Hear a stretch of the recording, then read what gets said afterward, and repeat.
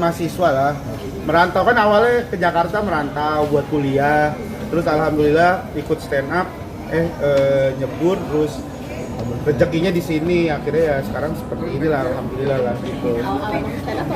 Awal-awal masuk stand up tuh 2012 2013 lah, kayak 2013 deh. Tapi awal-awal belajar maksudnya masuk komunitas 2013 tapi mulai coba stand up tuh 2011, cuman belum ngerti teorinya dulu. Gitu awal-awal. Misalnya gue menjadi stand up sendiri susah nggak sih Mas gabung badannya sendiri? Jadi stand up komedian susah lah karena awal-awal tuh kan kita harus berdiri sendiri gitu, terus saya nggak pernah ngalamin itu, terus nulis materi ternyata harus original gitu yang emang dari keresahan pribadi. Nah itu tuh awal-awal susah. Ditawarin untuk masuk komunitas aja kalau mau belajar stand up gitu. Itu Bang, lo awal bikin naskah itu bisa berapa Materi? jam? Iya. materi. Bisa lumayan nih, kayak ntar kan nih gue mau stand up fest nih di bulan bulan Agustus. Dari sekarang tuh udah nulis, udah nyiapin. Teman-teman yang lain juga udah gitu. Jadi emang kita tuh kalau misalkan mau stand up padahal cuma 10-15 menit ya, tapi itu dari sekarang tuh udah mulai nulis, udah mulai nyiapin gitu. Kan acaranya juga insya Allah bakal rame banget, udah 2.500 tiket itu yang laku, makanya deg-degan banget ini. Dari sekarang udah nulis, udah mulai latihan gitu. Bang, pada saat abang mungkin stand up nggak ada yang ketawa, itu pada tahun berapa dan di mana nih Bang? Kapan ya? Saya kayaknya nggak pernah, lagi gitu. Alhamdulillah kayaknya nggak tahu ya. Pernah kayak 2016 deh, pernah waktu itu acara corporate gitulah. Jadi salah nyiapin materi sebenarnya. Kirain acara anak muda, ternyata acaranya orang-orang ya bisa dibilang orang lebih tua lah gitu. Jadi kayak bapak-bapak gitu, ibu-ibu korporasi gitu. Makanya pas stand up, wah kurang banget deh rasanya. Menyikapi itu gimana sih Bang? 5 menit kayak 2 hari kayak panjang banget 5 menit tuh kalau nggak ada yang ketawa tuh. Ya sikapinnya waktu itu ya minta maaf lah sama panitia, apalagi sih yang bisa kita lakukan. Kalau di panggungnya ya paling kita coba switch materi, kayak coba materi ini deh gitu. Jadi misalnya materi pertama nih nggak works nih, coba materi berikutnya, materi yang lain. Misalnya awalnya mau temanya tentang mahasiswa, wah mahasiswa nggak kena nih, coba bahas mengenai kehidupan di kampung gitu. Misalnya nggak kena lagi, nyoba lagi gitu. Jadi biasanya begitu. Tapi biasanya tuh nyoba terus ada yang berhasil. Biasanya kayak mahasiswa nggak berhasil, terus kayak bahas background deh, bahas tentang saya dari Bima gitu. Nah itu biasanya udah works, ya udah bahasan berarti sekitar situ. Kalau stand up dibayar berapa sih Bang fee yang didapat pertama kali? Pertama tuh dibayar pakai tiket nonton acara sendiri.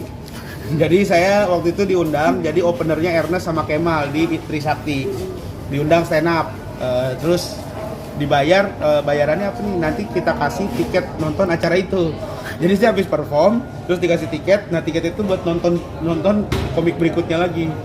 Gitu, tuh dapat waktu itu 5 tiket. Satu tiket 50.000, lumayan lah hitungannya 250 ya. Tapi ternyata acaranya juga tidak rame-rame banget, jadi sepertinya tidak laku tiketnya waktu itu.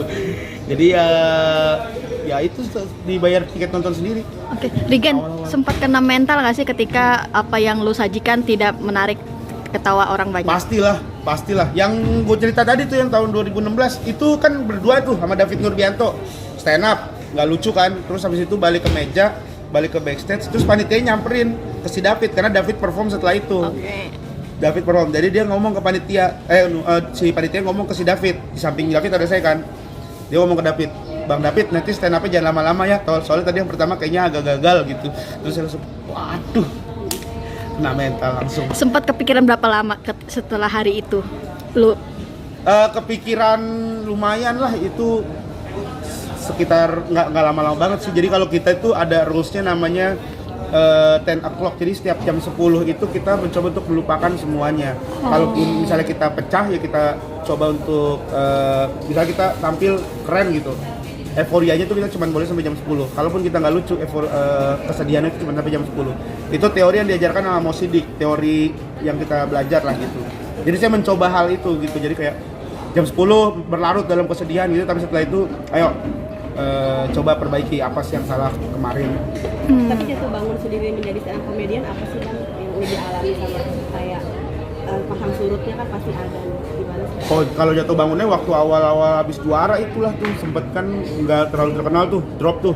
Terus ditambah lagi yang juara 2 teman seangkatan saya yang juara 2 waktu itu dia main sinetron gitu, terus banyak kerjaannya lah gitu. Jadi saya di kosan kadang nontonin dia mulu gitu, kayak wah sakit banget ya ini ya kayak gitu.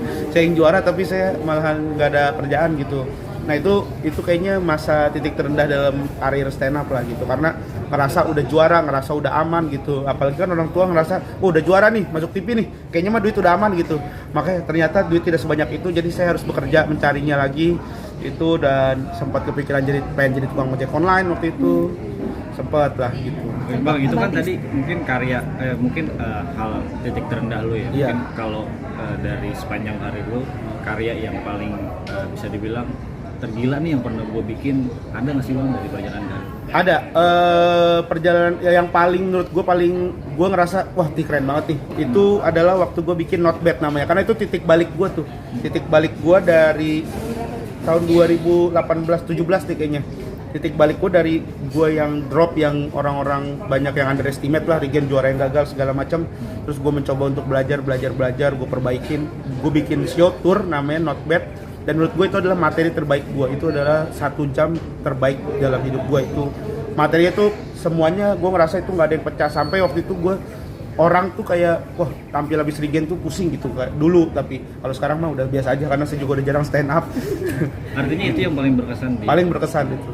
Bang, waktu drop sempat pengen banting setir nggak sih? Apa udah banting setir jadi ojek online atau Sempet kerja lain? sempet pengen jadi taksi online awalnya. Udah tapi Belum, tapi mobilnya karena kecil. Karena dulu tuh ternyata repot banget. Dulu makanya banyak karena ojek online atau taksi online tuh yang kayak joki gitu. Jadi kayak dia beli akun gitu. Nah waktu itu sempat kayak ditawarin begitu tuh, sempat kepikiran. Udah ngobrol sama temen. Cuman akhirnya ya mencoba, udahlah coba dulu deh. Waktu itu alhamdulillah ada kerjaan siaran di radio. Ada aja lah rezekinya waktu itu. Tiba-tiba dapat kerjaan siaran di radio setiap hari pagi-pagi gitu. Jadi ya merasa cukup dulu, tahan dulu. Tapi itu udah jadi kayak plan B tuh. Ini kayaknya kalau misalkan bulan ini drop banget, kayaknya harus cari pekerjaan lain deh gitu. waktu saya pergi radio mungkin fee yang didapat berapa nih Bang?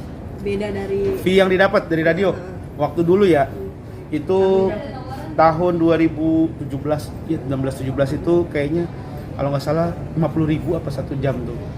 Itu siaran dari jam 6 pagi sampai jam 10 pagi. Dulu sama Bang Bedu tuh, senior saya Bang Bedu. sempet kayak ngalamin nggak bisa makan atau nggak bisa gimana gitu nggak sih Bang? Enggak, saya kalau makan masih bisa sebenarnya mah, karena depan itu ada kantin yang saya bisa bayar, saya bisa ngutang gitu. Di kosan saya ada Teteh. Terima kasih Teteh kalau nonton ya. Dulu saya sama beliau tuh sering ngutang lah. Dulu pokoknya kalau sama dia tuh setiap akhir bulan tuh lauknya kadang cuma tempe orek sama telur doang. Tapi kalau awal bulan habis pada bayar tuh baru ada ayam. Gitu dulu. Itu taunya kalau misalnya anak-anak bayar utang. Sampai akhirnya suka diundang beberapa stasiun TV. Ya, sekarang nah, titik baliknya kan sekarang udah bisa apa sih pencapaiannya Bang dari sekarang? Pencapaiannya sekarang apa ya? Udah bisa ganti pelek mobil sekarang. Alhamdulillah kemarin udah bisa ganti pelek mobil. Terus apa ya pencapaiannya ya? Ya yang sekarang sih kayak ya udah alhamdulillah anak istri udah punya tempat untuk mereka tidur, itu sih udah lebih dari cukup lah. Tempat mereka beristirahat itu udah lebih dari cukup. Mungkin pelajaran yang lo ambil dari perjalanan karir dan hidup lo? Pelajaran yang gue ambil tuh cuma satu sih, bukan cuma satu, tapi yang selalu gue pegang itu adalah ikhlas. Jadi gue mencoba untuk menjalani semuanya itu dengan ikhlas. Jadi gue nggak pernah kayak merasa, mungkin bagi orang ngecengin gue segala macam, terus gue bilang tadi gue titik terendah, tapi gue tuh selalu menjalani itu tuh saat itu selalu dengan ikhlas gitu. Jadi gue selalu nyiapin plannya, ya gue mencoba untuk ikhlas walaupun keadaannya sulit, keadaan seperti apa, tapi ikhlas, menghibur ikhlas, nggak pernah kayak kok gue ini ya gitu, tapi ya ikhlas aja. Jadi gue selalu belajar itu sih. Terima kasih. Sama-sama, terima kasih.